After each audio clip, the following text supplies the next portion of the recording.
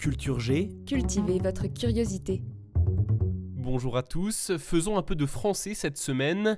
Parlons d'une figure de style que vous utilisez certainement tous les jours, sans forcément le savoir. Parlons de la litote.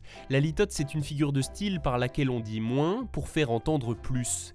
Par exemple, on peut dire « il n'est pas bête » pour signifier « il est intelligent ». « Vous n'êtes pas sans savoir » au lieu de « vous êtes au courant ». Ou encore « c'est pas faux » pour dire simplement « c'est vrai ». Ouais, c'est pas faux. Vous n'êtes pas très doué, dites donc. Il est pas mal le chirurgien esthétique. Eh ben c'est pas gagné. Vous remarquerez que les litotes utilisent souvent la forme négative. Il peut aussi y avoir des dérivés comme « c'est loin d'être indispensable » pour signifier « c'est inutile ». Eh oui, justement parlant de ça, il n'est peut-être pas indispensable de parler de Madame Puget-Rostand à ta mère. En utilisant une litote, on atténue l'expression d'un sentiment ou d'un jugement, mais cette atténuation est volontairement fausse et a pour objectif au contraire de souligner ce propos. Quand on dit « c'est pas mal », l'expression faussement atténuée est plus forte qu'un simple « c'est bien ». Ouais, c'est pas mal du tout même. Attention à ne pas confondre litote et antiphrase.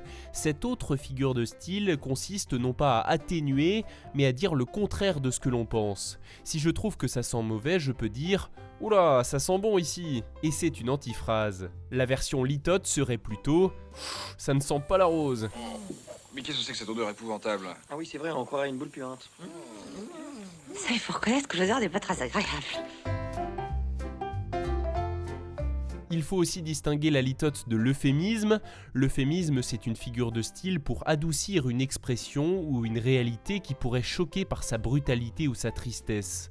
Un exemple, plutôt que de dire « il est mort cette nuit », on va dire « il s'est éteint cette nuit » ou « il s'en est allé ». Comme pour la litote, on va dire moins que ce qu'on pense, mais pas pour faire entendre plus. On va dire moins pour que nos propos soient plus doux.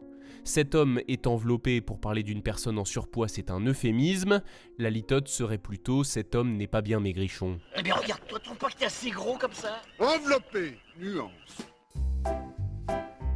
Sans forcément le savoir ou le remarquer, nous utilisons quotidiennement ces figures de style, aussi bien la litote que l'antiphrase et l'euphémisme.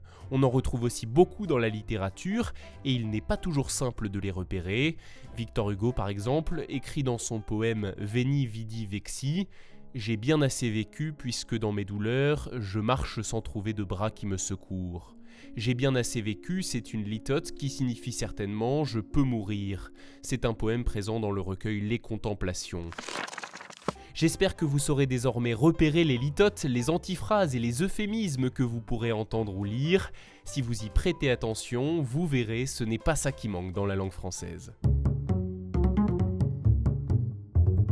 Merci d'avoir écouté cet épisode. S'il vous a intéressé, n'hésitez pas à vous abonner au podcast Culture G, à activer les notifications et à laisser un bon commentaire. À la semaine prochaine.